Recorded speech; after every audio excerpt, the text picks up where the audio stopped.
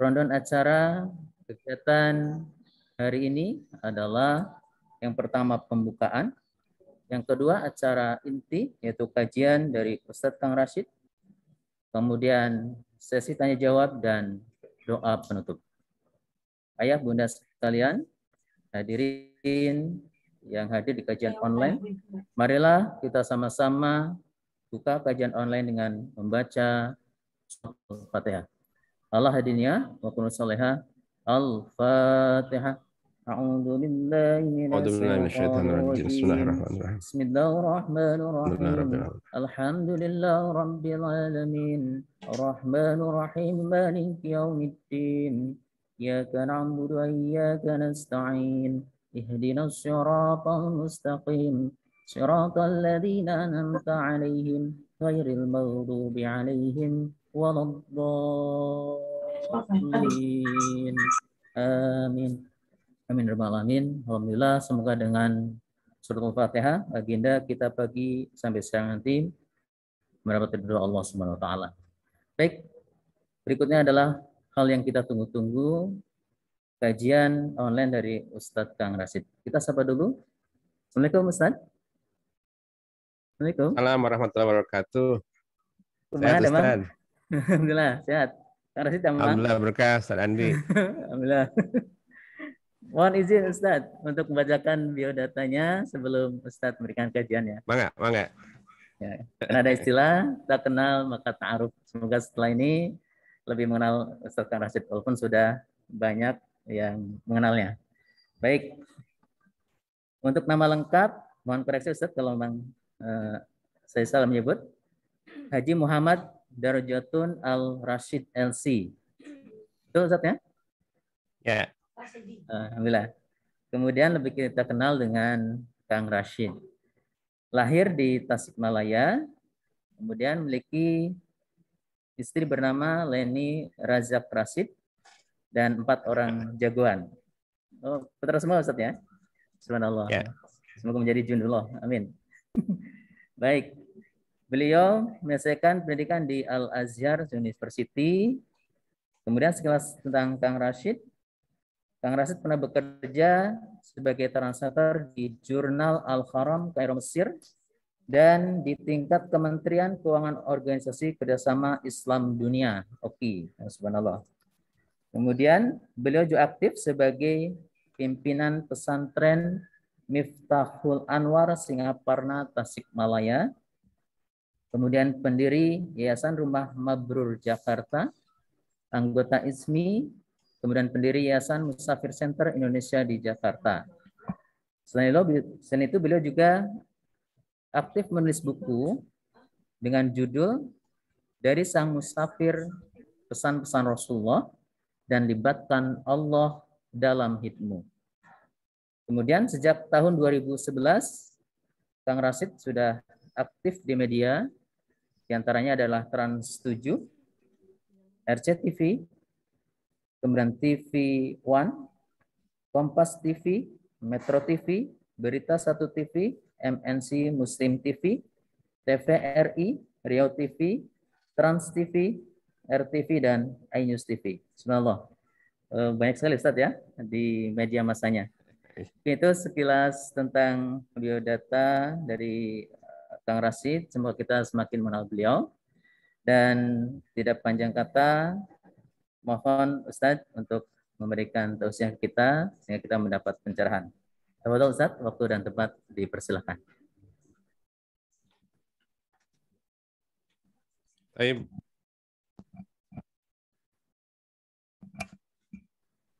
Bismillahirrahmanirrahim. Assalamualaikum warahmatullahi wabarakatuh. Bunda, Ayahanda, saudaraku yang kami hormati dari Cikal, mudah-mudahan kualitas Cikal yang tangguh dan punya kekuatan lahir dan batin. Semoga kajian di pagi hari ini yang membawakan tema hidup berkah di tengah pandemi. Hidup yang paling puncak itu adalah hidup yang penuh berkah. Di tengah pandemi atau dalam keadaan new normal, tetap dalam keadaan berkah. Bagaimana Kang Rashid meraih itu semua? Ikutin kajian pagi hari ini, mudah-mudahan bisa memberikan booster untuk kekuatan imun hidup rumah tangga kita dan anak-anak kita semua. Salah satunya adalah yang bisa menghadirkan imun kekuatan iman adalah bersolawat kepada Kangjeng Nabi Muhammad Sallallahu Alaihi Wasallam. Bersama-sama Bunda kita bacakan selawat. Silahkan mudah-mudahan dengan selawat ini hati kita tercerahkan, pikiran kita jernih, dan kekuatan iman semakin tingkat. Maka itu adalah kekuatan imun sehingga dia menjadi aman dan iman. Baik, bersama-sama kita bacakan selawat. Bismillahirrahmanirrahim. Izin Ustaz Andi kita sama-sama ya. Innallaha wa malaikatahu yusalluna 'alan nabi. Ya ayyuhalladzina amanu sallu 'alaihi wa sallimu taslima. Sama-sama. Salatullah salamullah ala Taha Rasulillah. Salatullah salamullah ala Yasin Habibillah. Tawasalna bismillah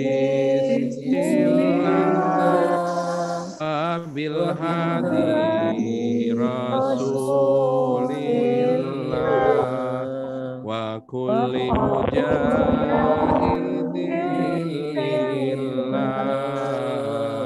bi ahlil badri ya Allah.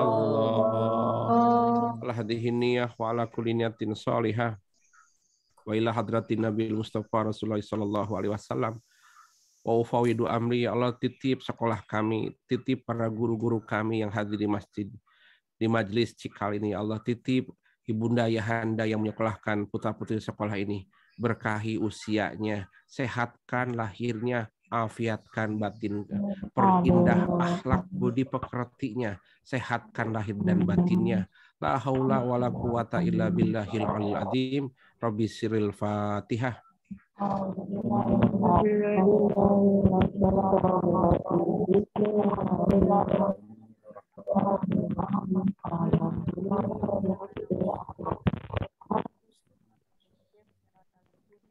Baik, terima kasih hatur nuhun Bunda Ayahanda. Hidup berkah di tengah pandemi. Kang Rashid izin mencoba mempotret efek atau satu akibat yang dimunculkan ketika pandemi sudah menjalar dan menerjang dunia hampir genap 2 tahun. Kita melihat bagaimana ekonomi bertumbangan dan bergelimpangan. Bagaimana kita bisa melihat dengan kasat mata. Dulu Ramayana, Matahari, Mall banyak dikunjungi, sekarang mati, ganti dengan Tokopedia, Shopee, dan Bukalapak online. Dulu masjid ramai mengaji, sekolah ramai dikunjungin siswa dan siswi. Sekarang sepi, digantikan dengan daring, Zoom. Hal ini satu fenomena gambaran bahwa tren ini masih ada di depan hampir mendekati 10 tahun. Bagaimana orang tua beradaptasi dengan tren yang seperti ini? Bagaimana para guru, para kiai, para decision maker, ketua yayasan beradaptasi dengan tren yang seperti ini? Tangan kita tidak jauh dari gadget, wifi, dan handphone. Kondisi ini sering disebut dengan Internet of Things. Hal ini kita tidak bisa memungkiri karena sudah hadir di kehidupan kita. Kemudian dari efek corona, ekonomi merosot. Maka karena itu inilah salah satu efek. Kemudian buah dari corona itu banyak sekali PHK dan pengangguran. Dan kemudian muncullah kemungkaran maling dan begal. Tapi Bunda Ayahanda, kondisi ini Kang Rashid coba potret dalam satu syair yang coba juga diungkapkan oleh seorang waliullah dari Mesir, namanya Imam Ibnu Athaillah As-Sakandari. Begini bunyinya, Semoga Bunda bisa di awal mukadimah kajian ini hidup berkah di tengah pandemi. Kang Rashid coba mempotret di awal terlebih dahulu.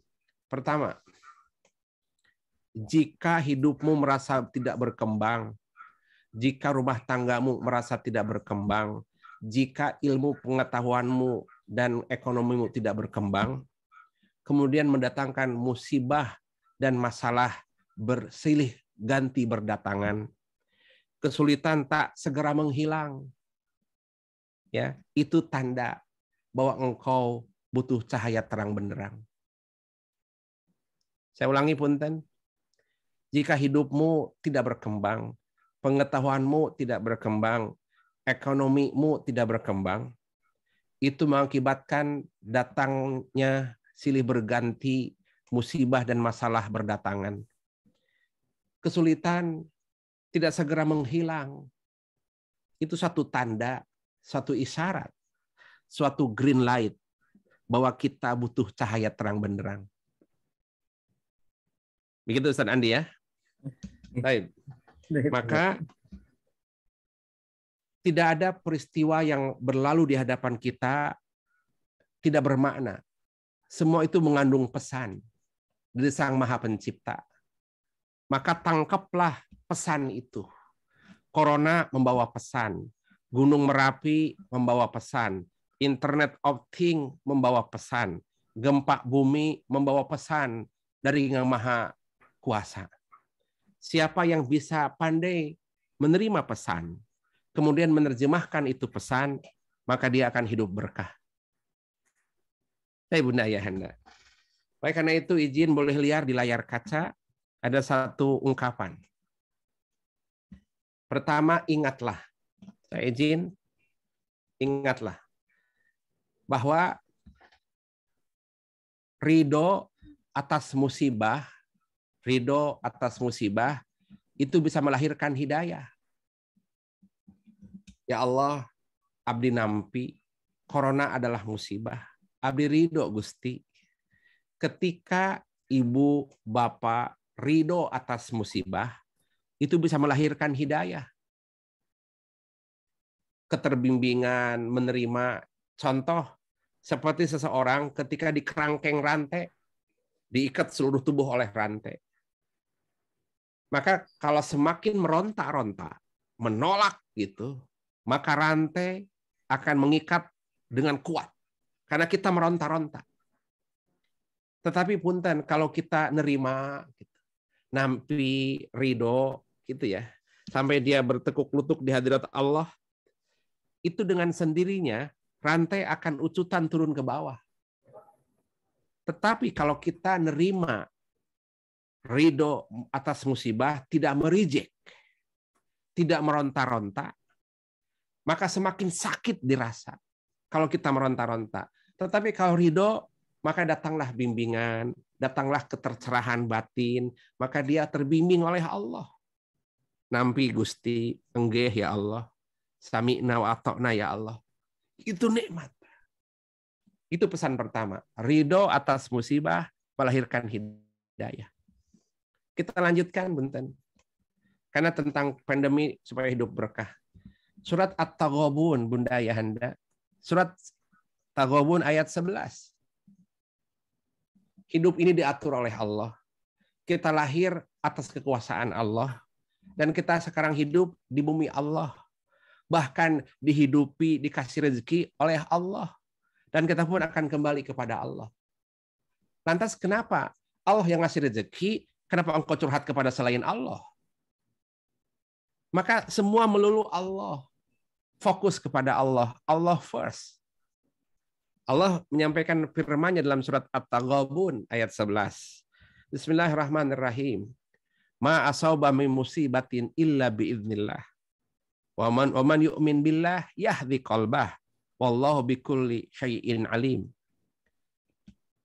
Tidak ada suatu musibah, corona, gempa bumi, sakit, banjir, itu semua menimpa atas izin Allah. Semua atas izin Allah. Ya. Maka kalau kita tahu bahwa ini musibah atas izin Allah, Kita tinggal mendekatin Allah saja. Yang memiliki izin, yang ngasih permit itu Allah. Ma asaba min musibatin illa biidzillah. Tidak ada musibah yang menimpa kita kecuali atas izin Allah. Wa man yu'min billah yahdi qalbah. Jika keimananmu atas Allah, musibah Allah yang ngasih izin. Kita dikasih rezeki, Allah yang kasih izin. Kita sehat, Allah yang menentukan. Kita menjadi ahli taat, Allah yang mengkehendaki. Kalau keyakinan seperti itu yang memenuhi relung hati kolbu Bunda Ayahanda, yahdi qalbah, maka Allah akan menggaiden hati Bunda Ayahanda. Allah akan membimbing hati Bunda Ayahanda. Kalau hati sudah terbimbing, kalau hati sudah tergaiden oleh Allah, itu namanya cahaya terang benderang. Tapi Bunda Ayahanda, itu namanya cahaya terang benderang. Maka biarkan COVID-19 ini itu diatur oleh Allah. Dan kita jangan biarkan hati ini terbelenggu oleh COVID-19. Tapi biarkan hati ini tertambat kepada Allah. Kalau hati kita tertambat kepada Allah, maka hatimu tercerahkan, enlightenment, tercerahkan. Dan kalau hati tercerahkan, mulut terbimbing oleh hati yang tercerahkan. Akal terbimbing oleh hati yang tercerahkan. Tangan terbimbing oleh hati yang tercerahkan. Tidak mengetik sesuatu, tidak mempostingkan sesuatu, itu pasti postingannya mencerahkan. Karena tangan jari jemari ini hanya alat perpanjangan dari hati nurani Bunda Ayahanda.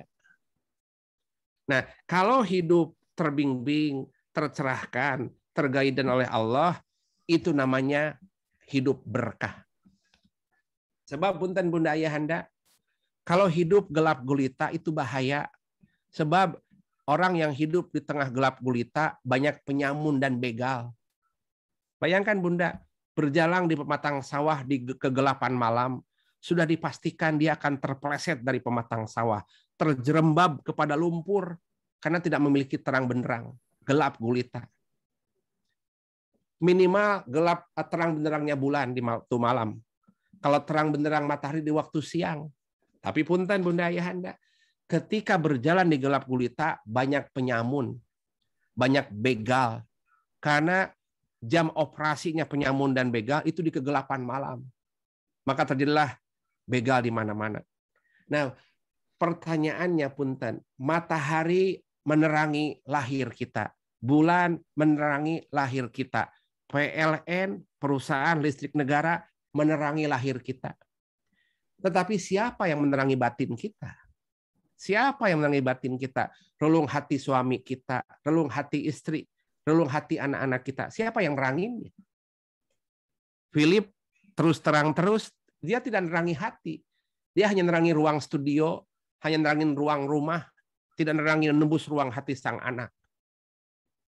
Kang Rasid, punten, matahari hanya mampu menerangi di waktu siang. Dia tidak bisa menerangi di waktu malam. Bulan juga hanya mampu menerangi di waktu malam. Tidak bisa di waktu malam. Kita tidak mau terang benderangnya hanya setengah hari. Kita mau terang benderang sepanjang hari. Pertanyaannya, siapa yang bisa menerangi sepanjang hari?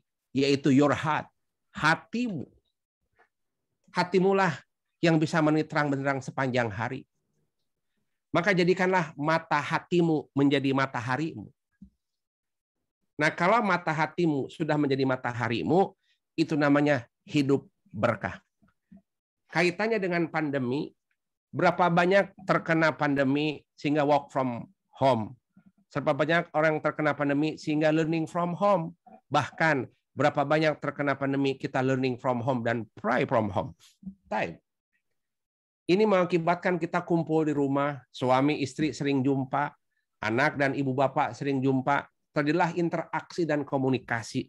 Oh, beginilah karakter istri, inilah karakter suami, beginilah karakter anak. Maka terjadilah interaksi komunikasi.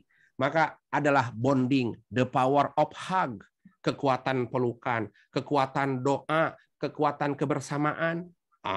Itu satu power. Sehingga hatinya terterang oleh relung hati yang beriman. Maka Bunda Ayahanda, kalau gelap gulita, banyak penyamun, punten sekali.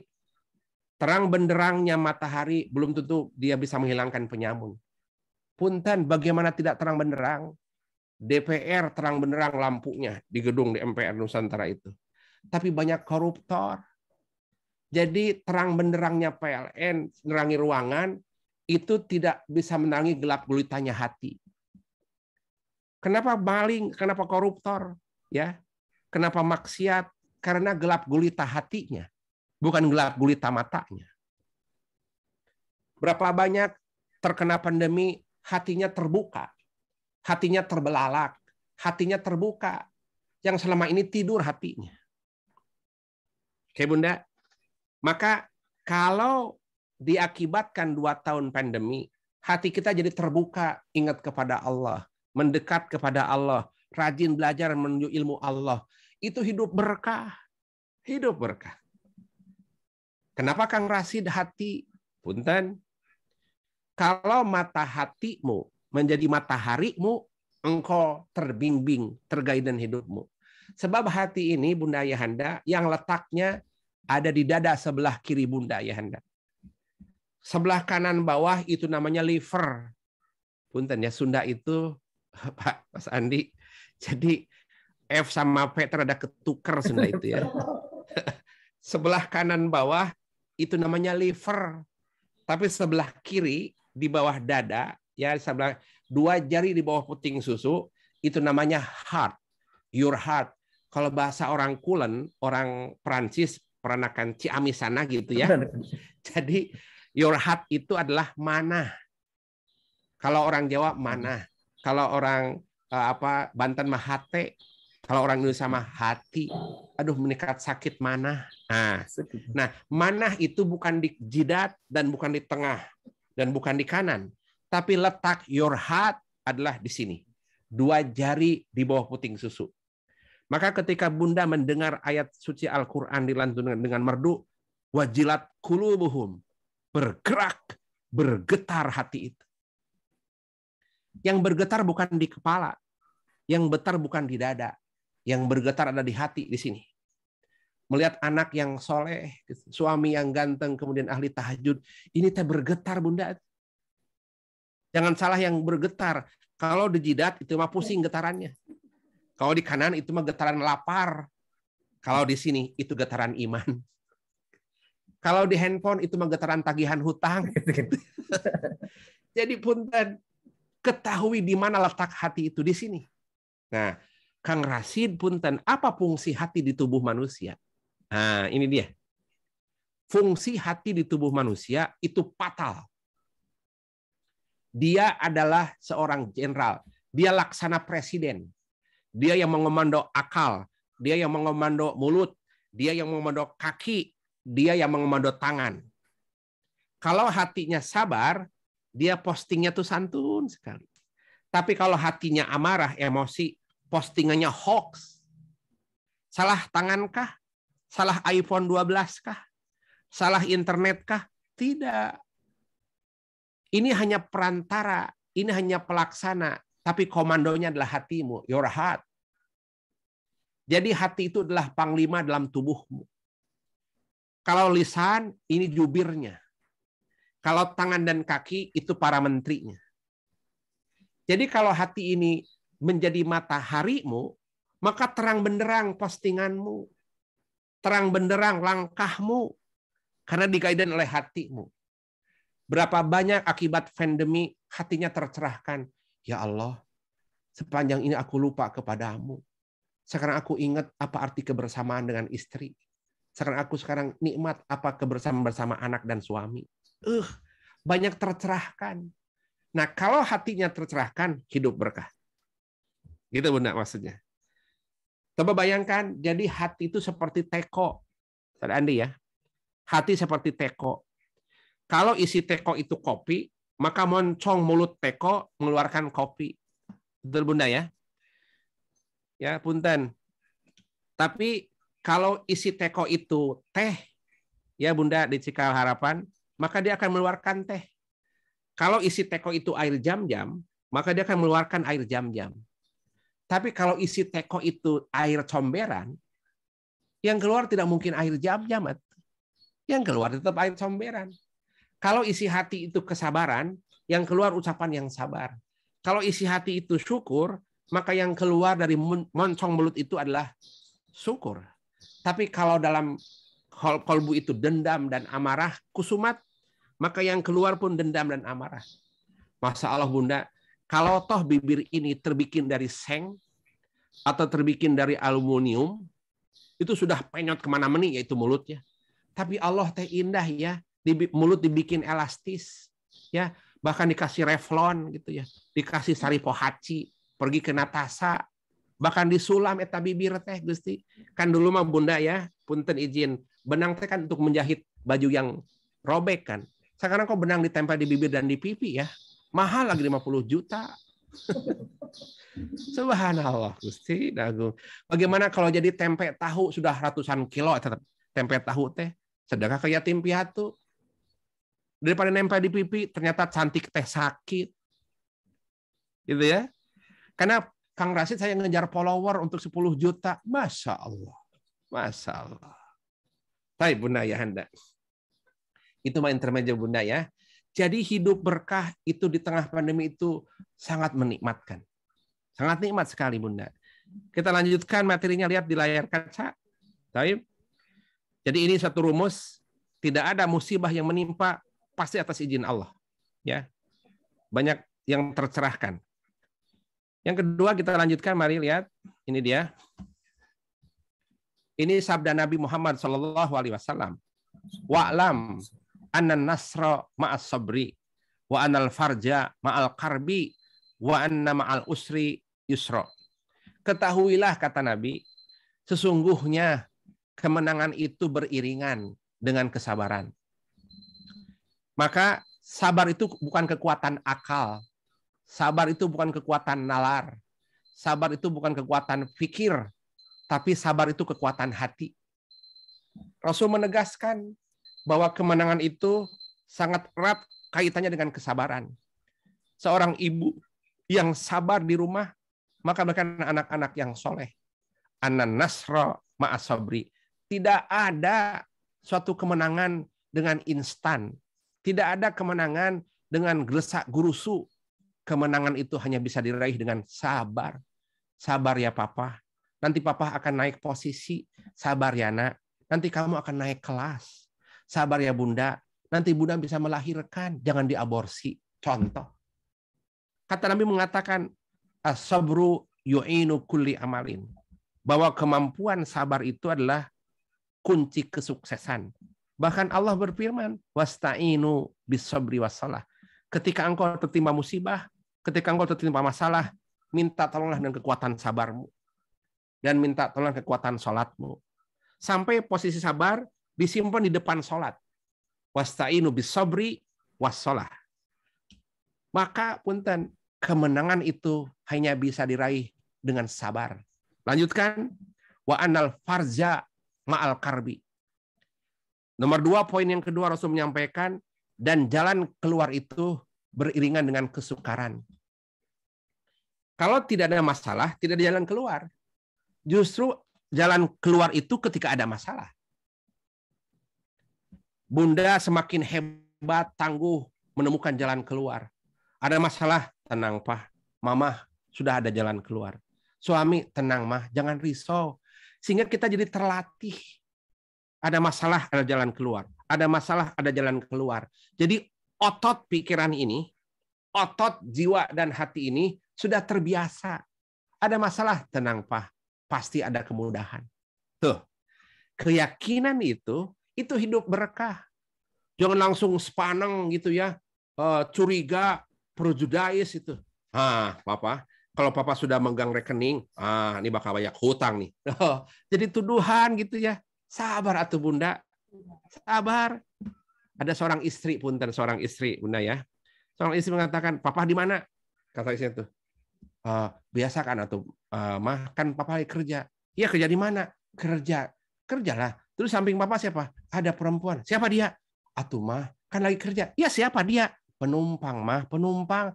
Ternyata bapaknya teh supir angkot. Jadi atuh meningkat curiga prejudis sih. Cik atuh ada aman. Gitu ya. Nah, maka benar sekali itu adalah kemenangan hanya dengan kesabaran, jalan keluar hanya dengan adanya masalah.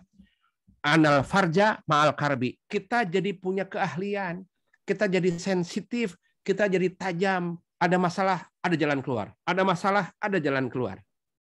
Maka nomor 3 lihat punten, wa anna ma'al usri yusra. Ya, dan sesudah kesulitan akan datang kemudahan. Setelah corona akan datang new normal. Oke, Bunda Ayahanda, ini satu rumusan, inna ma'al usri yusra. Faham dengan ini, yakin dengan sabda ini, dan ini ditransfer keyakinan kepada suami, kepada istri, kepada lembaga. Tenang Bunda, inna ma'al usri yusra. Di balik setiap kesulitan akan datang 2 kemudahan. Bayangkan Bunda Ayahanda, Allah berfirman di dalam satu suratnya, inna ma'al usri yusra. Inna ma'al usri yusra. Kenapa Allah menyebutkan di dalam satu surat ada 2 kalimat, inna ma'al usri yusra. Inna ma'al usri yusra. Kenapa 2 kali disebut? Ya, Ustaz Andi ya. Kenapa 2 kali disebut? Bunda di CK Harapan. Kita harus tahu maknanya, Bunda. Setiap kalimat pada Al-Quran itu memiliki pesan, memiliki maksud. Bahkan punten, alif saja bergeser huruf kalimatnya bisa berarti makna, berubah makna. Nah, para ahli tafsir termasuk Sayyidina Umar ibn Khattab, beliau menerjemahkan ayat itu. Fa inna ma'al usri yusra. Inna ma'al usri yusra. Kata beliau, sesungguhnya ini mau menegaskan, memperkuat keyakinan orang yang beriman. Di balik setiap kesulitan, selalu Allah sertakan kemudahan. Di balik kesulitan, sertakan kemudahan. Di balik corona, Allah sudah menyiapkan jalan keluar. Di balik vaksin, Allah sudah menyertakan kemudahan. Bayangkan, itu artinya satu kesulitan, datang 2 kemudahan. Kalau kita nerima kesulitan 3, berarti 3 kesulitan, 6 kemudahan. Kalau kita nerima 5 kesulitan, corona, gempa bumi, ekonomi merosot, gadget semakin melalang buana. So, ada 5 kesulitan katakan, berarti Allah sudah menyiapkan 10 kemudahan. Itu rumusnya, Bunda Ayahanda.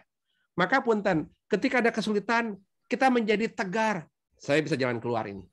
Maka otot pikiran ini, otot hati ini sudah terlatih menjadi bisa mudah menemukan jalan keluar. Itu namanya hidup berkah. Sebagai contoh Bunda Ayahanda, yang rumusan Khalifah Umar, 1 kesulitan, Allah sudah siapkan 2 kemudahan. Disertakan. Izin Bunda. Kalimatnya, inna ma'al usri. Lihat dalam hadis juga, sabda Nabi tadi, boleh dilihat juga. Nih. Wa inna ma'al usri yusra. Artinya apa? Dan sesudah kesulitan akan datang kemudahan. Disertai. Ma'a itu, nih Bunda. Fa inna ma'al usri yusra. Allah akan menyertakan. Di balik kesulitan akan disertakan kemudahan. Lihat Bunda Ayahanda. Ini rumus. Punten. Rumus ini bisa dipakai di mana saja. Ketika gempa bumi, ketika corona, ketika di PHK, ketika ekonomi merosot. Ini rumus gunakan. Fa inna ma'al usri yusra. Di balik kesulitan Allah menyertakan kemudahan.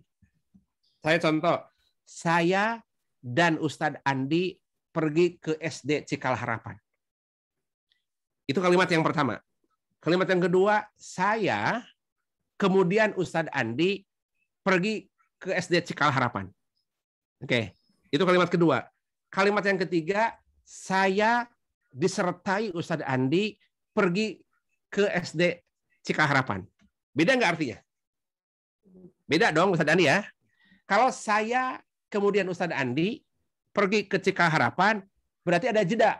Mungkin saya jam 9, Ustadz Andi jam 10-nya. Soalnya ada kemudian, ya kan? Kalau kedua, saya dan Ustadz Andi pergi ke Cikal Harapan. Mungkin saya di depan, kemudian Ustadz Andi di belakang mobil saya. Katakan, berarti kan tidak ada jeda, ada jarak. Tetapi beda. Saya beserta Ustadz Andi pergi ke Cikal Harapan. Berarti gimana? Saya didampingi di samping kanan saya Ustaz Andi. Berbarengan dong. Nah, ini ayat yang dimaksud fa inna ma'al usri yusra. Di balik kesulitan Allah sudah menyertakan kemudahan. Bukan kemudian datang kemudahan, tidak. Atau dan kemudahan, tidak. Tapi Allah menyertakan. Nggak jauh dong, dekat. Contoh, saking yakinnya Khalifah Umar kepada ayat ini, bagaimana tidak yakin dong ayat ini firman Allah? Nah, semoga bunda-bunda pun yakin dengan ayat ini seyakinnya Khalifah Umar Ibn Khattab. Keyakinannya bagaimana Kang Rasid? Fa inna ma'al usri yusra. Di balik kesulitan Allah nyertakan kemudahan. Contoh, seorang bayi lahir dari rahim ibu. Ketika lahir masih terikat dengan tali pusar plasenta. Kenapa? Karena itu tali pusar adalah sumber rezeki bagi bayi. Minum lewat situ, makan lewat situ, komunikasi lewat situ. Padahal dia sudah punya mulut, sudah punya kaki, sudah punya tangan, sudah punya wajah, tapi belum berfungsi. Mulut belum bisa digunakan untuk makan. Tangan belum bisa digunakan untuk mengambil barang. Semua menggunakan tali pusar. Ketika lahir ke bumi, baru berfungsi lah tangannya. Tapi ini tali pusar sebagai sumber rezeki masih nyambung. Nah, kemudian oleh dokter atau suster dipotonglah itu tali pusar. Potong itu adalah satu pengorbanan. Memotong itu adalah satu kesulitan. Kesulitan bagaimana Kang Rasid? Anak dan ibu terlepas. Itu sumber rezeki. Tapi punten, satu kesulitan dipotongnya tali pusar, Allah menyertakan dua kemudahan. Apa itu dua kemudahan? Ketika bayi lahir, air susu ibu belum keluar. Tapi ketika kesulitan dilakukan perjuangan dengan memotong tali pusar, ceklek itu dipotong, maka tak lama kemudian ya disertai air susu ibu keluar. Kemudian bayi tidak terikat, dia lepas bebas. Itu maksudnya, satu kesulitan mendatangkan dua kemudahan. Nah, keyakinan seperti ini pegang oleh ibu. Di balik corona, Allah sudah menyertakan bermacam-macam kemudahan. Baik. Selanjutnya izin Bunda Ayahanda sebagai penutup dan diskusi, ya, Andi. Jadi kita lanjutkan. Ini materinya. Kalau pemahaman tadi, fa inna ma'al usri yusra. Nah, lanjut selanjutnya Gusti. Rasulullah menyampaikan, musibah itu turun kadang diundang oleh maksiat dan dosa kita. Ya. Contoh punten. Allah menyampaikan dalam satu sabdanya, "Ma najal bala'u illa bidzanbin wa ma rufi'a illa bitaubat." Tidak ada musibah yang turun kecuali diundang oleh dosa manusia. Wa ma rufi'a illa bitaubat, dan tidak ada kesulitan diangkat oleh Allah kecuali oleh taubatnya manusia. Maka bagaimana tuh panasnya corona, bergelimangnya kemaksiatan, kemudian campur aduk antara hak dan yang batil, ketidakadilan sudah merajalela. Bagaimana Kang Rasid membenahi ini? Tindakan pertama yang perlu Bunda lakukan, ini lihat. Hadis riwayat Imam Tabrani disampaikan oleh baginda Nabi Muhammad SAW. Bismillahirrahmanirrahim. Inna sadaqata asarru tudfi'u ghadabi rabbi. Wa inna sana'iul ma'ruf taqiu masari'us su'i. Wa inna silaturahim tajidu fil umri wa taqiul faqri. Wa aksaru min qawli la haula wa la quwwata illa billah. Fa innaha kanjun min kunujil jannah. Wa inna fiha shifaa'un min tis'ati wa tis'ina da'at. Masya Allah Bunda Ayahanda. Ini berita tentang bagaimana menangani atau hidup berkah di tengah pandemi. Secara singkat, izin Kang Rasid menerjemahkan, dan boleh Bunda mengcapture apa yang ada di layar. Sesungguhnya, punten, sedekah itu memiliki rahasia. Bunda Ayahanda, sedekah itu memiliki rahasia. Dia bisa meniup api murka Allah. As-sadaqatu tudfi'ul bala. Tadfi'ul bala atau tudfi'u ghadabi rabbi. Bersedekah itu bisa menghapus, meniupkan api murkanya Allah Subhanahu wa taala. Yang kedua, sesungguhnya punten sekali. Perbuatan baik ya di tengah pandemi, perbuatan baik pada saat paceklik, perbuatan baik pada saat terdesak dan kesulitan, maka bisa menjaga serangan keburukan. Yang penting perbuatan baik aja. Ja'al haqqa wa jahaqal batil. Kebatilan merajalela, keadilan ketidakadilan sedang merajalela. Kita berbuat baik saja, Bunda. Karena perbuatan baik itu bisa menghilangkan kemungkaran. Berbuat baik saja. Ke hewan berbuat baik, ke tanaman berbuat baik, apalagi kepada sesama manusia. Berbuat baik kepada binatang bisa mengantarkan seorang PSK pergi ke surga. Berbuat baik ke semut, Nabi Sulaiman berbuat baik kepada semut bisa mendatangkan air hujan. Berbuat baik kepada tanaman, Masya Allah, bisa membuahkan buah yang manis. Apalagi berbuat baik kepada manusia. Maka punten, berbuat baik sajalah. Sedekah meniup murkanya Allah. Berbuat baik menghilangkan angkara murka. Ja'al haqqa wa jahaqal batil. Biarkanlah Bunda Ayahanda kita bergerak di wilayah ini saja. Sedekah berbuat baik, sedekah berbuat baik. Nanti dia akan memberikan efek, memberikan rahasia-rahasianya. Selanjutnya, kemudian punten, wa anna silaturahim tajidu fil umri wa taqyu fakri. Yang ketiga silaturahim. Silaturahim dengan guru, silaturahim dengan orang tua, silaturahim dengan keluarga, dan silaturahim dengan Allah Subhanahu wa taala. Kenapa? Karena di balik silaturahim ada rahasia. Pertama, panjang umur. Yang kedua, menghilangkan kefakiran. Orang yang seling silaturahim itu efeknya sampai Nabi mengatakan kepada kita bahwa man ahabba an yubsatta fi rizqihi wa yunsa fi asalihi falyasir rahimah. Barang siapa yang merawat hubungan silaturahim, apalagi ditambah sekarang ada Internet of Things lewat YouTube, lewat video call, lewat WhatsApp, lewat TikTok, ya, lewat Instagram, ada terjadi interaksi silaturahim. Nah, silaturahim itu punten kata Nabi, man ahabba an yubsatta fi rizqihi wa yunsa'a fi asalihi falyasil rahimah. Barang siapa yang merawat silaturahim, maka akan aku permudah rezekinya dan aku panjangkan umurnya. Lihat, rahasia silaturahim ada dua. Umurnya panjang, yang kedua hilang dari kefakiran, maksudnya sejahtera. Bagaimana tidak, punten Bunda, orang yang sering berinteraksi dengan sesama manusia, jadi interaksinya bukan hanya dengan benda mati, dengan komputer, dengan laptop, dengan benda, dengan kertas, tapi berinteraksi dengan manusia, itu harapan hidup naik. Ketemu ibu, ketemu guru, ketemu teman, ya jang alhamdulillah. Nah, terjadi interaksi itu, maka ada harapan hidup naik. Harapan hidup itu panjang umur. Satu. Yang kedua, efek silaturahim, kita jadi mudah rezeki.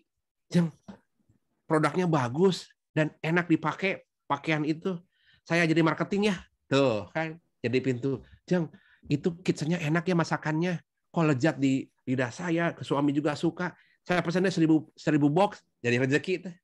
Silaturahim. Silaturahim itu memperpanjang umur dan menjauhkan dari kefakiran alias sejahtera. Terakhir, lihat.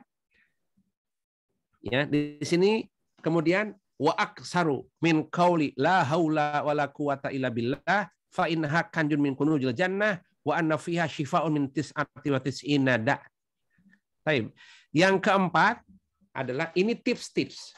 Kita sudah memahami tadi apa itu hidup berkah, bagaimana hati kita menjadi mataharimu sehingga kita terus terbimbing oleh Allah. Kemudian bahwa hidup itu ada di atas dan ada di bawah.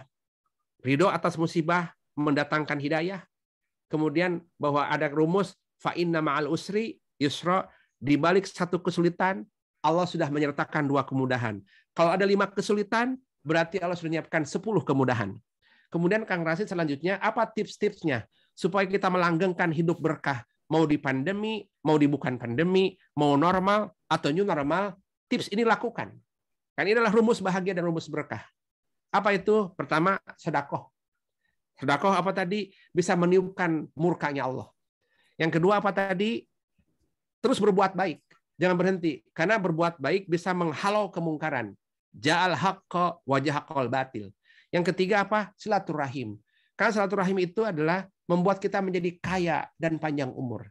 Dan yang keempat kata Nabi, persering membaca kalimat la haula wala quwata illa billah. Sebab di balik kalimat itu ada rahasia kata Nabi.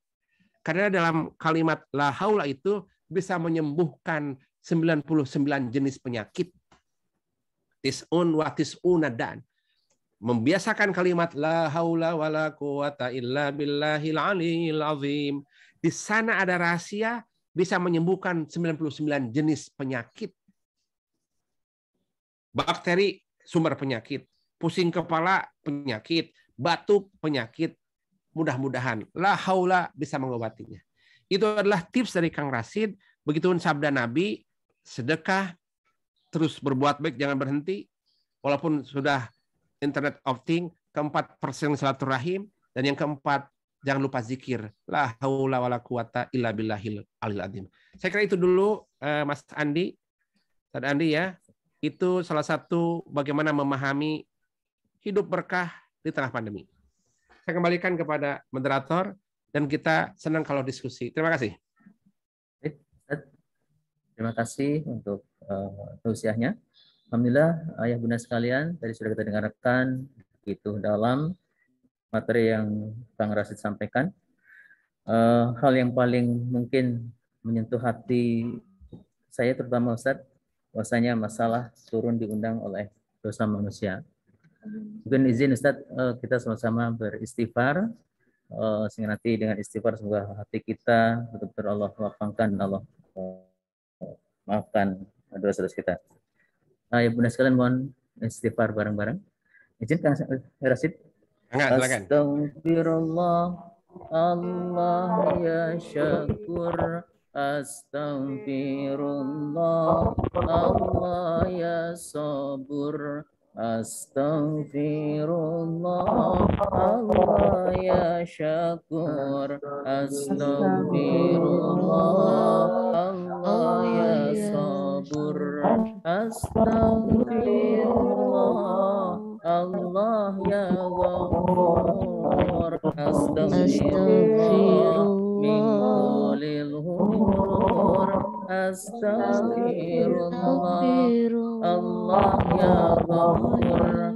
Astagfirullah min kulil hurur. Semoga corona cepat selesai dan hati kita betul-betul Allah bersihkan, sehingga betul-betul kita cepat Allah angkat dan Allah kembalikan sedekala kondisi kita. Amin ya rabbal alamin. Baik, Ustaz Kang Rashid mohon izin sebelum sesi tanya jawab kita foto bersama Ustaz supaya ada dokumentasi. Izin Ustaz? Mangga silakan. Baik, ayah bunda sekalian yang ada di rumah dan yang ikut kajian online, mohon dibuka semua untuk kameranya.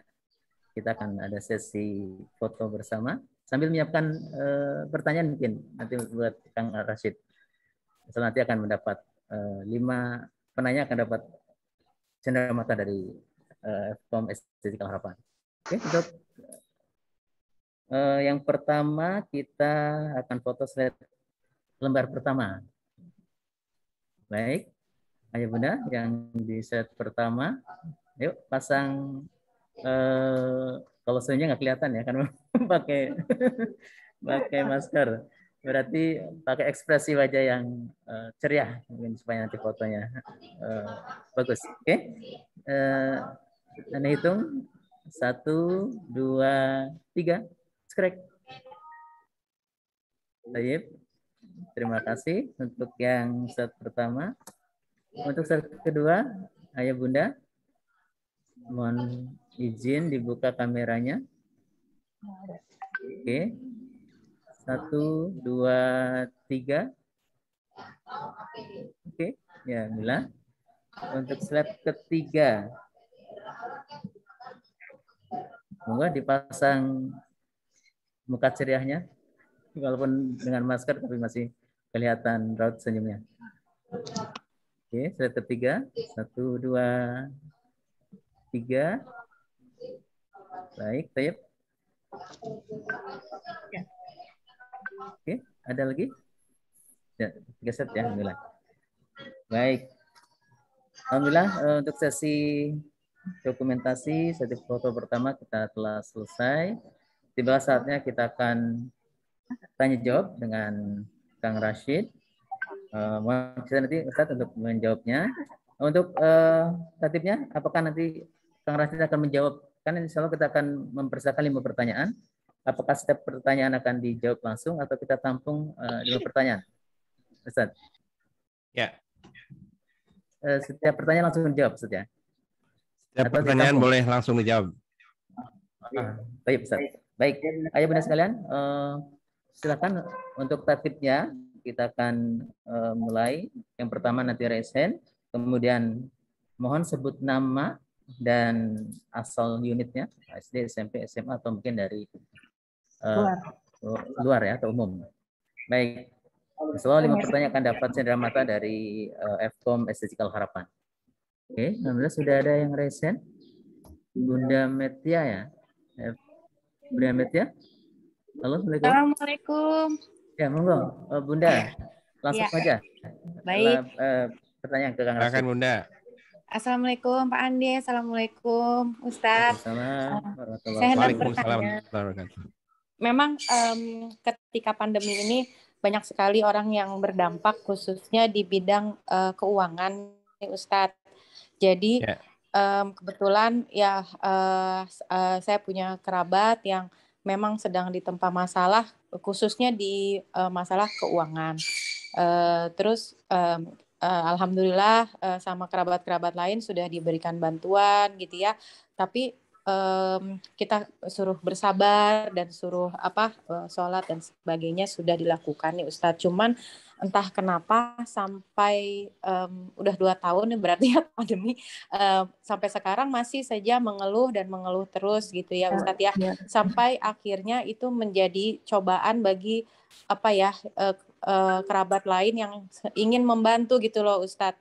Jadinya nah mohon tipsnya Ustadz bagaimana ya sebaiknya menyikapi ini, karena jujur kita juga nggak mungkin membiarkan orang-orang itu kesusahan, tapi lama-lama kok kayaknya ya masalah yang punya kan bukan cuma orang tersebut ya, yang lain juga punya gitu, tapi bisa mengatasi dengan baik gitu. Jadi gimana ya Ustadz ya, mohon pencerahannya. Terima kasih. Assalamualaikum.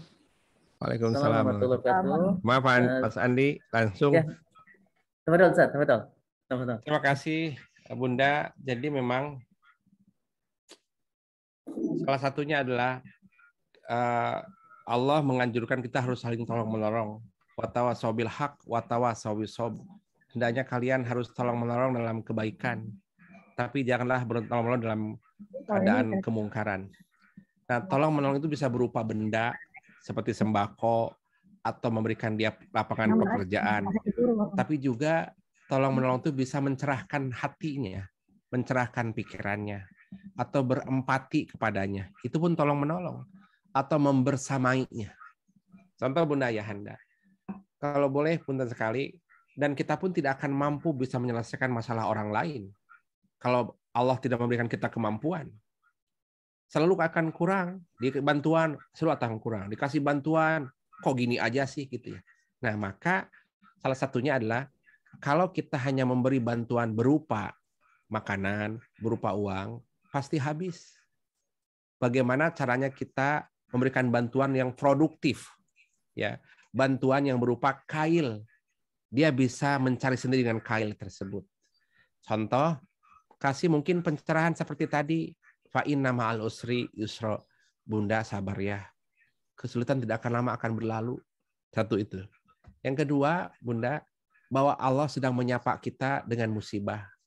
Allah itu menyapa kita dengan dua sapaan, ya. Pertama dengan musibah, yang kedua dengan nikmat.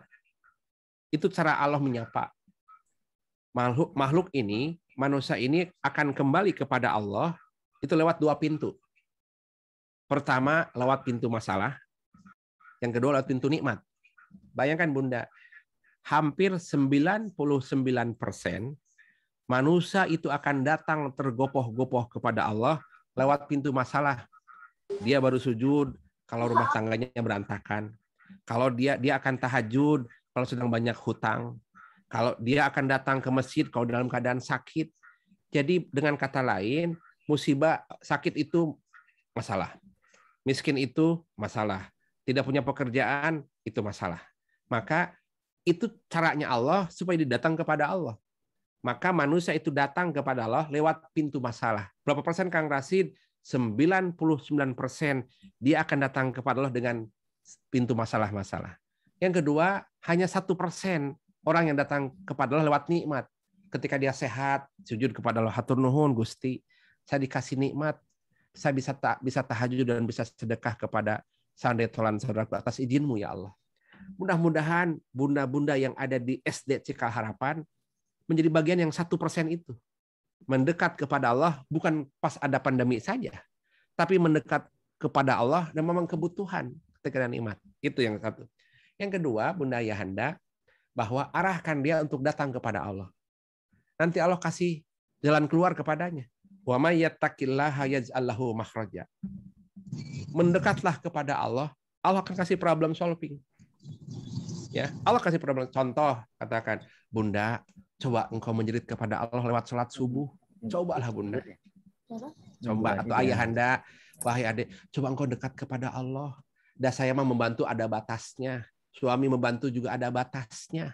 Handai tolan, kemudian PWMG di SD Cikal Harapan membantu juga ada batasnya. Tapi kalau Allah membantu tanpa batas. Soklah minta bantuan kepada yang tanpa batas. Bagaimana caranya? Datangin Allah awal waktu sholat subuh. Plus sedekah. Kang Rasid sampaikan satu kisah. Ada orang masalah terlilit hutang puluhan miliar. Dan saudaraku seperjuanganku, Syekh Ali Jabir. Saya punya hutang. Masalah dong. Ya, kita tidak akan ada, mungkin baru segitu orang bisa bantu hutang 90-puluhan miliar. Tapi apa jawaban Syekh Ali Jabir? Dia kasih kail. Oh, hutangnya banyak ya. Tenang. Allah mampu melunasin itu. Kumaha tuh Syekh, kasih aku amalan. Nah, ini dia. Arahkan dia tuh. Coba tuh kamu datang sholat subuh berjamaah di masjid. Kemudian sepulang subuh sedekah. Ya 1 real, 2 real. Sedekahlah. Sholat mahabluminallah, sedekah mahabluminannas. 2 pakai gunakan. 2 minggu kemudian apa Bunda yang terjadi? The miracle. Kekuatan sedekah. Ingat tadi, sedekah, silaturahim, itu bisa mendatangkan gelombang sejahtera. Laporan saya, alhamdulillah, hutang saya sudah lunas 2 bulan. Kalau mendekat kepada manusia, nggak mungkin 2 minggu selesai hutang. Kan dia mendatangi Allah yang tanpa batas, selesai hutangnya. Kumaha tuh Kang Rasid, Allah mengantarkan proyek kepada orang tersebut. Kebetulan orang tersebut adalah ahli bangunan. Proyek itu membangun gedung. Nah, hasilnya bisa bayar hutang. Lihat, Allah yang punya proses. Maka punten, kalau ada niat 1000 jalan. Tapi kalau tidak ada niat 1000 alasan. Saran Kang Rasid, arahkan dia mendekat kepada Allah. Karena di sana adalah sumber jawaban. Terima kasih, Ustaz Andi, silakan.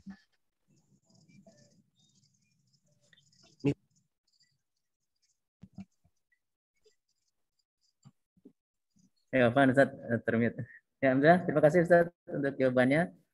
Dari jawaban pertanyaan dari Bunda Meti Fkom. Baik, ayo Bunda, ada yang bertanya lagi? Insyaallah sebelum ada yang bertanya, seperti tadi tips dari Kang Rashid, di Fkom Cikal pun membuka untuk donatur terbaiknya, donasi terbaiknya, supaya mungkin agenda acara kajian rutin tetap berlangsung. Karena mungkin setiap bulan Bunda ya, kita akan adakan kajian rutin. Silakan boleh ditransfer ke nomor rekening yang sudah tertera di chat. Setelah bisa langsung diaplikasikan Kang Rashid tipsnya oleh ayah bunda yang ikut kajian untuk sedekah terbaik keberlangsungan program Fkom SD Cikal Harapan BSD. Monggo ayah bunda yang ingin bertanya, masih cukup panjang waktunya. Setelah ada merchandise atau hal yang menarik yang akan diberikan oleh Fkom SD Cikal Harapan bagi para penanya. Insyaallah untuk yang biodata penanya boleh nanti menghubungi Ibu Dewi, nomor kontaknya ada di chat. Ada lagi, Ayah Bunda? Silakan Bunda. Alhamdulillah dari Bunda Ede Irma Suryani. Selamat malam, Bunda. Langsung aja dipertanyakan ke Ustadz.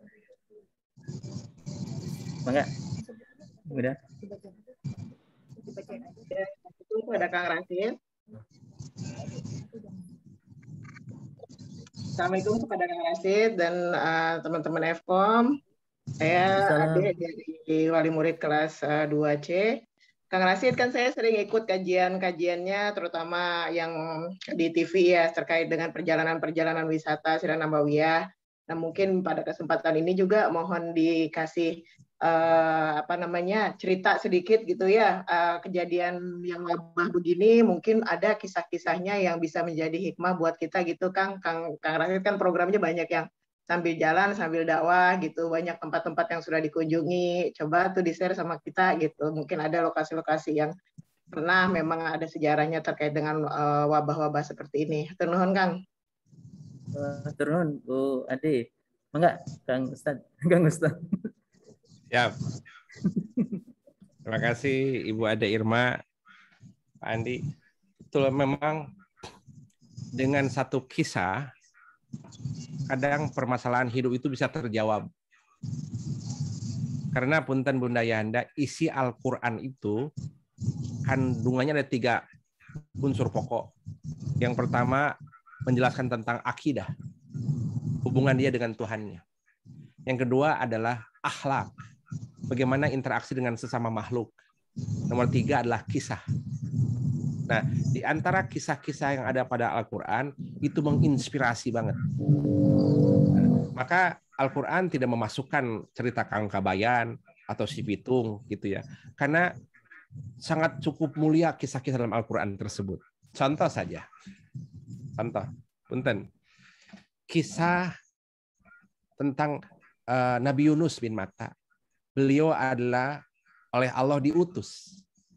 Oleh Allah diutus ke satu kampung namanya daerah Ninawa. Daerah Ninawa ini antara Palestina dan Jordania. Kemudian Nabi Yunus itu mendakwahkan risalah Allah puluhan tahun. Tapi tidak digubris, tidak didengar, tidak dipraktekkan apa sarannya perintah Allah lewat Nabi Yunus. Mungkin Nabi Yunus jengah, capek, give up lah kalau bahasa sekarang mah. Sudah puluhan tahun dakwah, nggak ada yang patuh-patuh. Hanya saking bosannya, mengantarkanlah rasa bosan itu untuk kabur menjauh dari kampung Ninawa. Kemudian Nabi Yunus pergilah. Kebetulan kampung Ninawa ini dekat dengan pesisir pantai. Kabur ke pantai. Kebetulan di pantai ada pelabuhan, ada kapal yang akan berlabuh. Akhirnya Nabi Yunus dengan satu jamaah yang sudah beriman, ikutlah. Akhirnya bicara dengan nakoda, saya ikut deh menumpang. Sudah bosan pengen menjauh dari kampung ini. Gitu. Naiklah di perahu, berangkat. Di tengah perjalanan punten, ada badai. Membahana ombak. Gitu ya.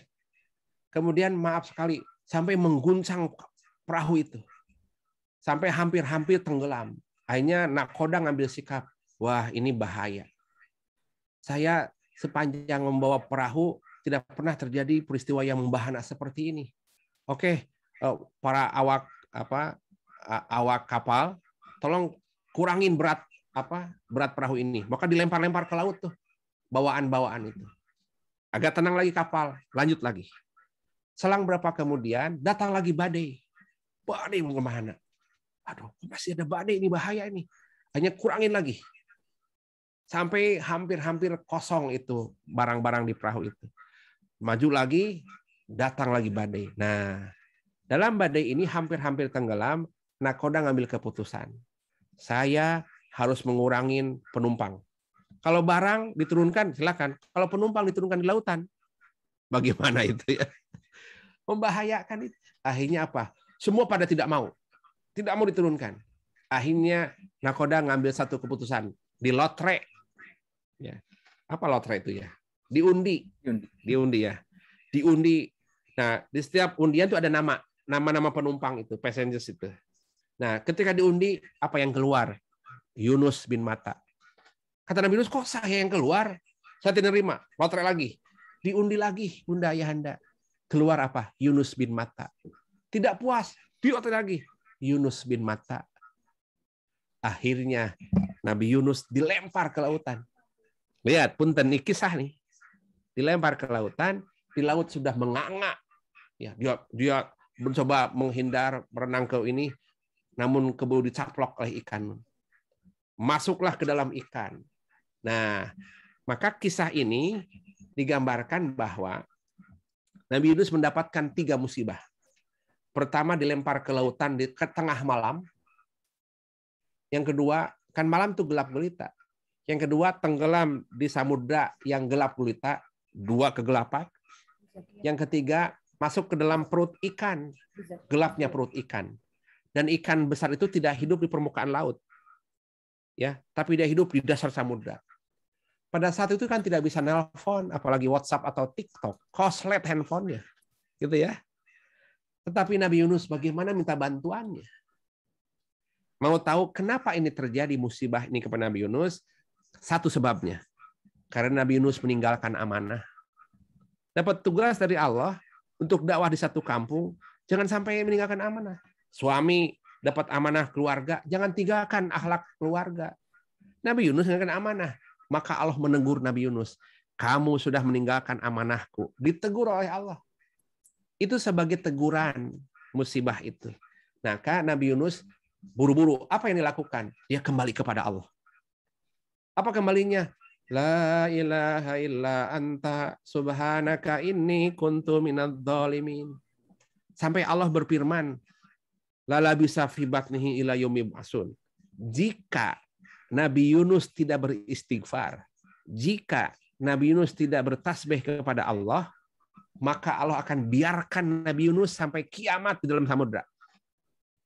Karena lagi-lagi, karena Nabi Yunus itu mohon ampun kepada Allah, maka Allah selamatkan Nabi Yunus 40 hari 40 malam di perut ikan, dibuang ke pantai, dimuntahkan, maka Nabi Yunus selamat. 40 hari. Nabi Musa sama. Dikejar oleh Firaun, selamat.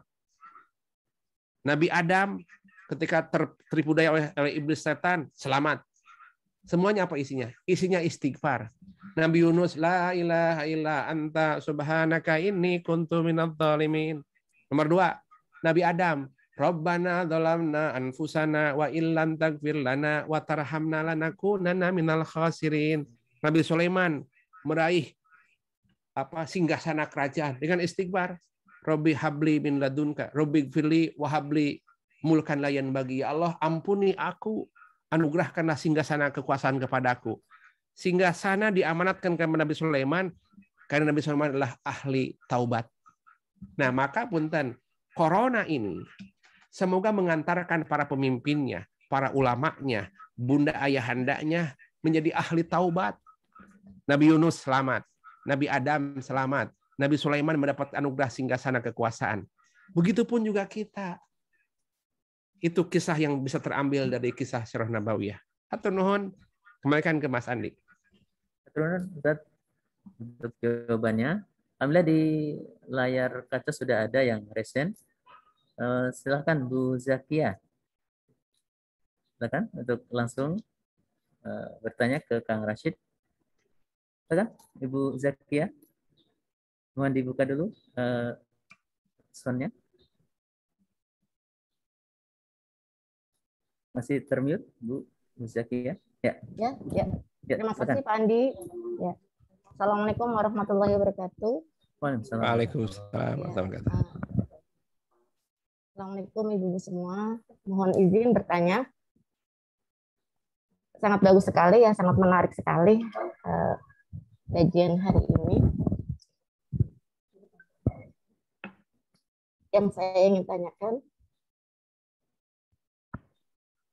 mohon maaf saya agak jadi Allah itu maha baik. Setiap apa yang kita inginkan, apa yang kita doakan, insya Allah terkabul ya. Tapi ketika keinginan-keinginan kita itu yang lain terkabul, doa-doa kita terkabul, tapi ada satu doa yang saya alami bertahun-tahun, bahkan berpuluh-puluh tahun belum juga terkabul. kita tidak boleh bersuuzon sama Allah, kita harus tetap berbuat baik sama Allah. Kira-kira langkah apa lagi Kang Rasid yang harus kita lakukan supaya doa yang satu ini kita terkabul? Karena ini sudah berpuluh-puluh tahun belum terkabul juga, ya. Baik, terima kasih Rasid. Terima kasih Bu Zakia. Iya. Enggak, Kang Rasid langsung bisa dijawab aja. Kira-kira langkahnya apa saja? Bunda Zakia. Iya. Punten. Bahwa setiap doa pasti Allah akan jawab. Sampai Allah menyampaikan dalam satu firman-Nya, wa idza sa'alaka ibadi anni fa inni qarib ujibu da'watad da'i idza da'ani. Sampaikan wahai Muhammad Rasulullah kepada umatmu bahwa setiap permintaan hambaku akan aku jawab idza da'ani, jika dia meminta. Jadi syaratnya adalah ketika dia meminta. Maka kalau tidak meminta tidak akan diberi. Nah, bagaimana di sini permasalahannya adalah bagaimana cara meminta. Dia seolah-olah sudah meminta, tapi pada hakikatnya dia belum meminta. Contoh, tengadahkan tangan ke langit, tapi pakainya pakaian haram. Tengadahkan ke langit, tapi hatinya hati angkuh. Itu dianggap oleh Allah tidak meminta. Jadi mungkin yang perlu diperiksa adalah apa yang kita minta. Bagaimana cara meminta. Itu yang pertama. Yang kedua, kalau toh di dunia belum terjawab, Allah sudah siapkan di akhirat. Karena punten, jangankan itu, sampai memindahkan paku di tengah jalan, kemudian dibawa ke pinggir jalan supaya tidak melukai orang, itu Allah ngerti dan tahu. Dan akan Allah balas.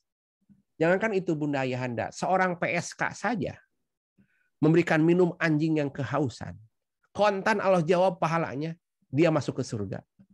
Apalagi Bunda yang beriman, yang taat kepada Allah. Bagaimana tidak dikabulkan? Sebetulnya Allah sudah mengabulkan. Apa bentuknya? Punten Bunda. Cara bentuk pengkabulan Allah ada 3.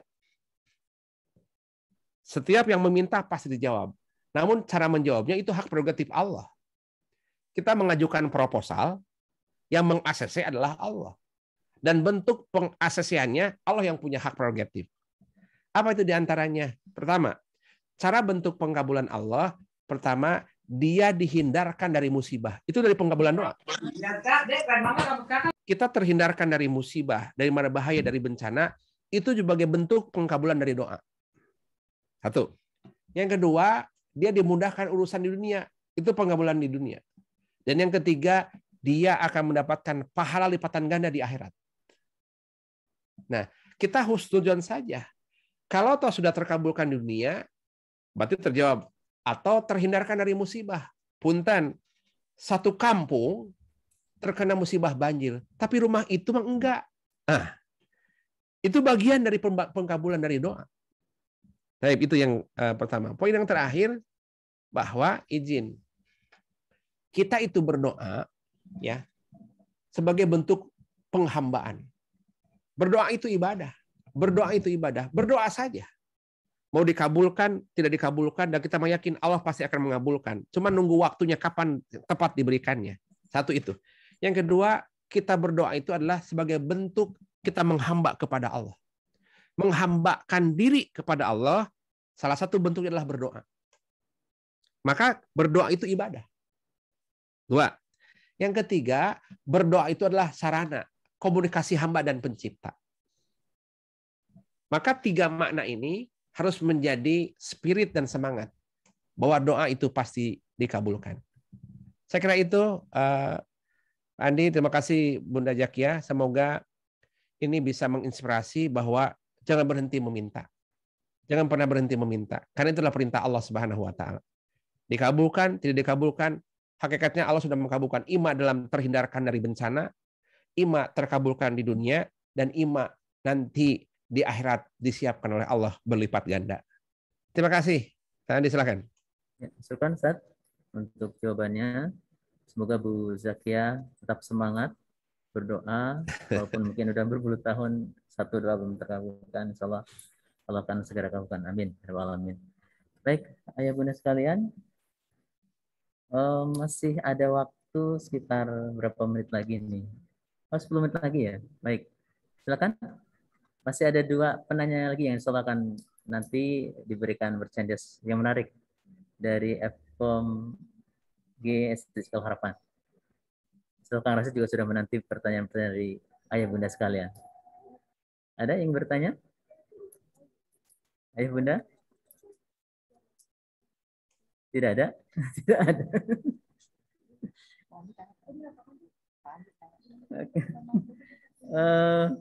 Mungkin ini Ustaz pengalaman saya pribadi karena nggak ada yang nanya.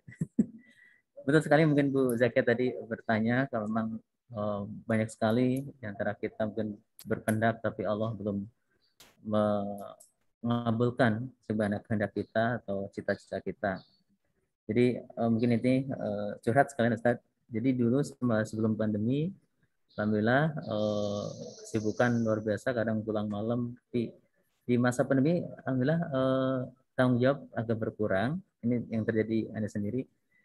Sehingga makin banyak waktu luang bersama anak-anak saya. Saya punya anak 4 Ustaz, masih kecil-kecil. Jadi yang pertama sudah pesantren, nah yang kedua usia kelas 2, yang ketiga usia 3 tahun, dan yang keempat 1,5 tahun. Nah di tengah mungkin pandemi ini, alhamdulillah banyak waktu yang luang yang bisa saya untuk bersama keluarga. Sehingga memang tadi yang Kang Rasid sampaikan betul sekali, begitu besar karunia Allah di masa pandemi, dan hidup berkah di masa pandemi belum tentu Anda rasakan. Dengan 3 putra, karena yang satu kan udah pesantren, sehingga tinggal 3 putra dan putri. Waktu yang dulu mungkin karena sering pulang malam, hanya tidak paham betul karakter anak seperti apa, tapi alhamdulillah 2 tahun ini saya lebih memahami tentang karakter putra putri saya. Dan mungkin tinggal hal yang mungkin saya belum bisa manage, Ustaz. Manage kesabaran itu, Ustaz. Kadang kita bisa sabar dengan murid mungkin ya, karena seorang guru, tapi ketika dengan anak sendiri dia agak agak ini kadang susah untuk manage kesabaran. Mohon saran Ustaz supaya itu untuk Anda pribadi supaya lebih sabar, terutama untuk mendidik putra putri kita. Monggo Ustaz, tafadhol. Terima kasih atur nuhun. Nabi yang terkenal amat sangat sabar adalah Nabi Ayub alaihissalam. Memang sabar itu harus diminta, Ustaz Andi.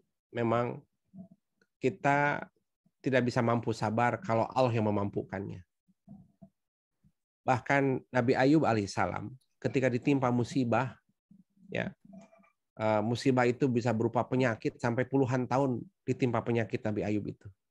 Sampai Nabi Ayub saking tingkat kesabarannya tinggi, tapi Nabi Ayub salah satu syarat untuk bisa sabar, pertama yakin dengan janji-janji Allah, yang kedua yakin dengan maha dekatnya Allah, yang ketiga yakin bahwa Allah itu dekat dengan kita. Maka Nabi Ayub ketika ditimpa musibah puluhan tahun, apa munajat beliau? Saking sabarnya Nabi Ayub, Rabbi anni masaniyad durru wa anta arhamur rahimin. Ini doa seorang yang sabar. Ya Allah, aku telah ditimpa madarat musibah. Aku telah disentuh, punten, anni masaniyad durru. Aku telah disentuh musibah ya Allah. Wa anta arhamur rahimin. Ya Allah, tolong perlakukanlah kami dengan maha rahman rahimu kepadaku. Beliau tidak berani, Ustaz Andi. Nabi Ayub mengatakan, ya Allah, aku telah ditimpa. Tapi kali banyak aku telah disentuh. Apa bedanya ditimpa dan disentuh? Kalau ditimpa, itu bahwa perbuatan yang sangat drastis dan sangat menyiksa. Tapi kalau disentuh, bayangkan, 18 tahun, tapi bahasnya disentuh. Itu tandanya bahwa dia sangat santun kepada Allah. Dia tidak mau melabelkan sifat buruk kepada Allah. Karena Allah itu Rahman Rahimnya. Maka salah satunya punten Bunda Yahanda, guru kami menyampaikan, bacakanlah Fatihah kepada Nabi Ayub alaihissalam. Ya Allah, mampukanlah kami dikasih kemampuan kesabaran berhadapan dengan anak-anak. di tengah pandemi COVID-19 ini. Ila hadrati Nabiullah Ayyub alaihissalam wa ila hadrati Rasulullah SAW al-Fatihah. Itu yang pertama, saran dari Kang Rasid. Yang kedua, punten, tips yang kedua adalah ketika melihat karakter anak, istri atau suami yang nyebelin, bahasa sekarang mah bikes, bikin kesal, gitu ya. Segera lihat bisennya yang membuatkan dia senang. Mungkin yang bikin kesel 1 jam atau 10 menit, tapi yang membuat senang itu 10 jam. Maka untuk menghalau rasa kesal yang membuat menjadi marah, maka segera lihat sifat baiknya. Itu bagian dari mensiasati hati. Yang ketiga, sambil mendoakan kepada ya Allah, tampakkanlah budi pekerti pada anakku, tampakkanlah budi pekerti pada suami dan istriku, budi pekerti yang baik. Doa, Bunda, doakan. Karena doa itu adalah senjata. Bunda Yahanda. Saya kira itu untuk Ustaz Andi ya. Mudah-mudahan itu bagian dari tips dan sambil memohon kepada Allah. Ya Allah, kasihlah aku kemampuan. Karena maaf sekali Bunda Yahanda, bahwa agama itu bisa sempurna hanya dengan 2 keadaan. Syukur 50%, sabar 50%. Nah, antara sabar dan syukur digabungkan jadilah sempurna. Jadi kalau kita punya syukur saja, tapi tidak memiliki sabar, itu bahaya. Tapi kalau kita memiliki sabar, tidak memiliki syukur, itu juga bahaya. Pupuklah diri dengan 2 karakter, karakter syukur dan karakter sabar. Sebab kenapa? Hidup ini tidak akan lepas dari 2 keadaan. Apa 2 keadaan itu? Ima yang kita butuhkan, ima yang tidak kita butuhkan. Kita kan senangnya bahagia, tapi kok yang datang adalah musibah. Dan yang mengatur itu bukan kita, Allah Subhanahu wa taala. Maka kalau punya 2 sifat, kalau ada musibah muncul sabar, kalau ada nikmat munculkan syukur. Ini udah keadaan itu. Maka pupuklah ibu, bapak, anak untuk mampu syukur dan untuk mampu sabar. Maka lengkap sudahlah keberagamaannya. Tapi Bunda Yana, saya izin sebelum ditutup, saya ingin menayangkan satu video. Mudah-mudahan video ini sekitar durasi 1 menit lebih. Ya, izin Ustaz Andi ya untuk khusus untuk Bunda SD Cikal Harapan. Semoga ini video sebagai rangkuman. Ya. Rangkuman paparan hidup berkah di tengah pandemi. Ingat tadi tipsnya apa Bunda Yahanda? Bahwa ingat musibah itu adalah satu pintu untuk mendapatkan 2 kemudahan. Inna ma'al usri yusra. Yakin. Kalau ada kesulitan, cara pandangnya jangan lihat masalahnya. Lihat yang menyertai masalah. Kalau Bunda fokus dengan masalahnya, sakit hati. Ada tai lalat besar di dagu, dipelototin gitu, bahkan di zoom pakai cermin itu. Ya Allah, ini tai lalat besar banget kayak kelereng gitu. Duh, jijik ya. Ya, tai lalat di dagu. Karena fokus ke tai lalatnya. Coba kalau lihat dari kejauhan, dari utuhnya wajah. Ya. Dari utuhnya wajah ada tai lalat. Ya, ternyata tai lalat itu adalah pemanis dari wajah itu. Begitupun melihat masalah, jangan lihat tai lalatnya, lihat keutuhan wajahnya. Ternyata itu bukan masalah, tapi mempercantik wajah. Paham Bunda? Itulah sikap hidup berkah di tengah pandemi. Kalau ada masalah, jangan fokus di masalahnya. Lihat fokus yang menyertai masalah itu. Fa inna ma'al usri yusra. Inna ma'al usri yusra. Itu. Maka tipsnya tadi apa? Ada 4 tipsnya untuk hidup berkah. Pertama, persering sedekah. Karena sedekah bisa mematikan, meniup murka Allah dan adab Allah. Dan juga sedekah bisa mendatangkan rezeki, menarik pintu rezeki. Yang kedua adalah jangan berhenti berbuat baik. Jangan berhenti. Karena berbuat baik bisa menghilangkan kemungkaran. Ja'al haqqa wa jahaqal batil. Jangan bosan berbuat baik. Jangan berhenti sabar, Ustaz Andi. Jangan berhenti juga syukur. Karena inilah adalah menjadi pintu kebaikan. Nomor 3, perselin silaturahim. Karena silaturahim adalah menghilangkan kefakiran dan kemiskinan dan mempanjangkan usia. Dan yang keempat tadi apa? Baca persering kalimat la haula wala quwata illa billah. Karena di balik kalimat itu ada 99 bisa menyebutkan menyehatkan 99 jenis penyakit. Penutup dari itu dengan tayangan video ini, izin Ustaz Andi, inilah tayangnya. Oleh karena itu mari kita berubah. Berubah paradigmanya, berubah pola pikirnya, bahwa musibah itu adalah pintunya Allah menyapa kita semua. Selamat menyaksikan.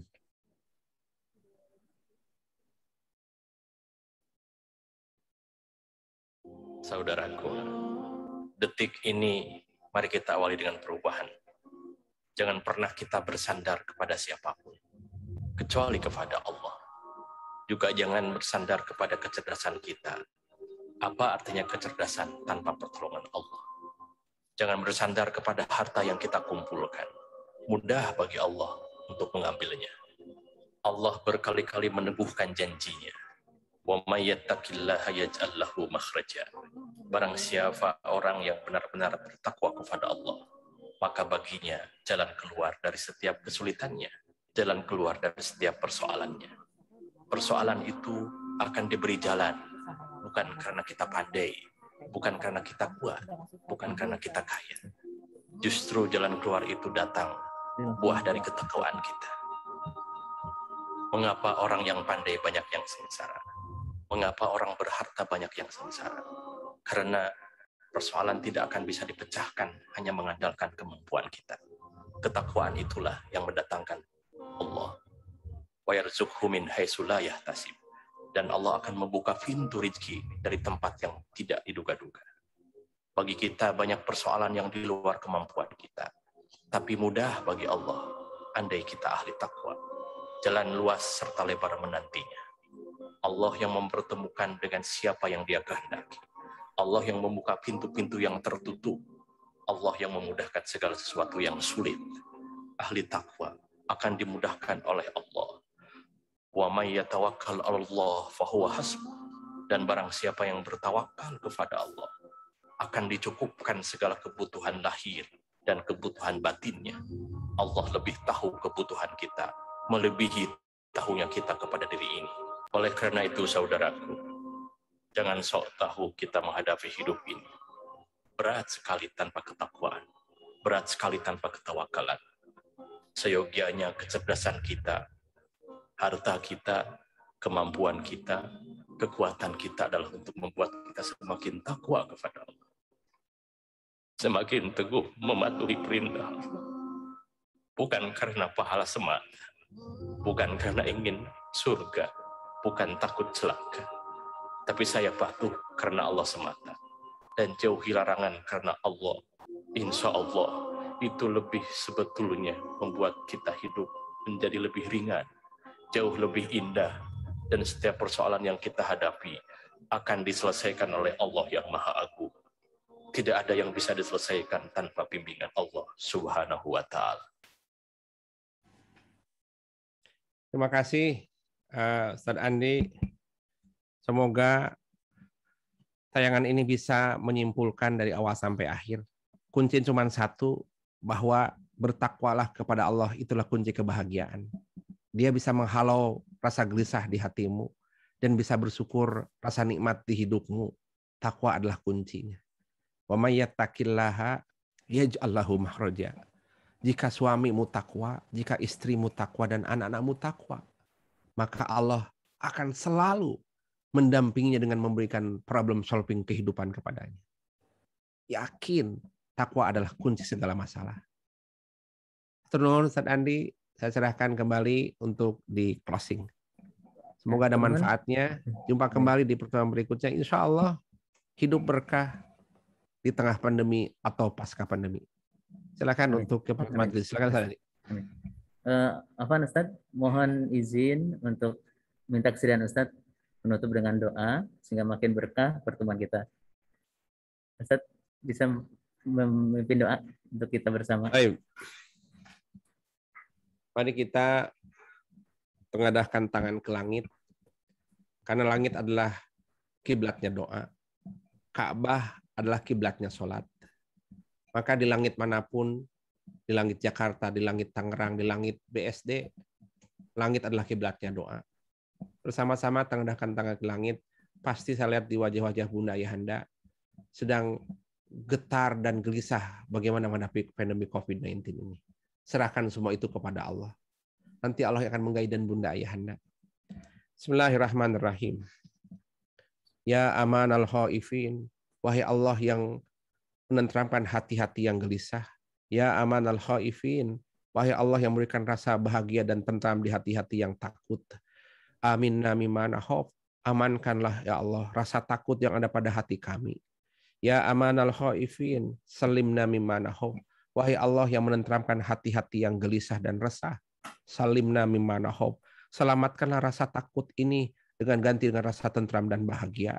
Ya amanal khaifin, najjina mimma nakhaf, wahai Allah yang menancapkan di ubun-ubun kami, yang menancapkan rasa bahagia di hati kami.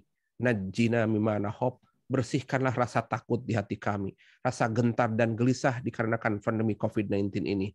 Engkau tempat kami bergantung, Engkau tempat kami kembali. Ya Allah, kami mohon kepadamu lewat majelis Cikal Harapan ini, jadikanlah kami orang yang bersih dan yakin atas pertolonganmu. Engkau menyampaikan keyakinan kepada kami, inna ma'al usri yusra, wa may yattaqillaha yaj'al lahu makhraja.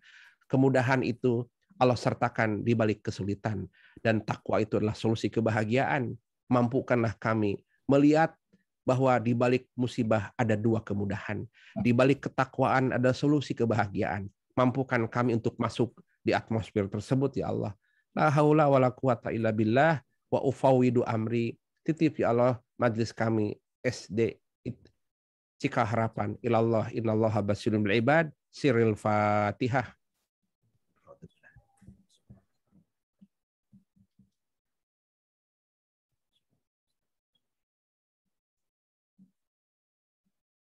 Terima kasih Ustaz Andi, kita sama-sama baca kifarat majelis. Semoga majelis ini diberkahi dan dilindungi Allah Subhanahu wa taala. Subhanakallahumma hamdika asyhadu an la ilaha illa anta astaghfiruka wa atubu ilaik.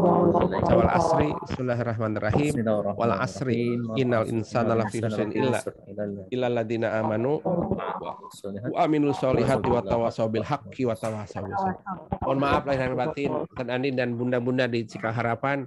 Kang Rasid menyampaikan mohon maaf lahir dan batin, yang hilaf dan salah kesalahan Kang Rasid semoga Allah memaafkannya. Yang benar dari Al-Qur'an dan sunnah Rasulullah semoga bisa membimbing kita semua. Hatur nuhun. Wabillahi taufiq wal hidayah. Assalamualaikum warahmatullahi wabarakatuh. Assalamualaikum warahmatullahi wabarakatuh Ustaz. Ya. Hatur nuhun Ustaz, syukron atas nasihatnya. Insyaallah semoga kita bisa mampu melaksanakan tips-tips Ustaz. Alhamdulillah, ayah bunda sekalian, dari pagi sampai siang sudah kita selesaikan rangkaian acara, dan terima kasih untuk seluruh ayah bunda yang sudah bergabung. Semoga kajian-kajian setiap bulan akan senantiasa dilakukan di sekolah-sekolah Cikal Harapan. Terima kasih sekali Ustaz, dan insya Allah kita akan lakukan amanah-amanah Ustaz. Mangga. Assalamualaikum, mangga. Assalamualaikum warahmatullahi wabarakatuh. Baik, Ibu Bunda, alhamdulillah, mohon maaf saya selaku MC kepada salah kata dan mohon maaf. Assalamualaikum warahmatullahi wabarakatuh.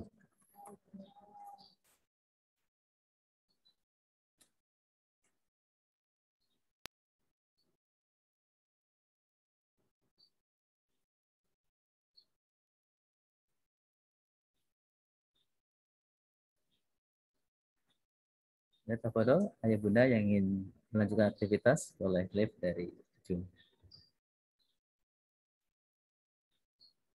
Ya, sebagai untuk yang penanya boleh menghubungi nomor kontak yang ada di chat. Insya Allah akan dapat merchandise atau reward dari Fkom SD Islam Cikal Harapan yang menarik. Tadi ada Bunda, ada 3 ya, Bunda Metia, Bunda Ade, Bunda Zakiah. Ya, monggo untuk menghubungi nomor kontak panitia yang ada di chat. Terima kasih.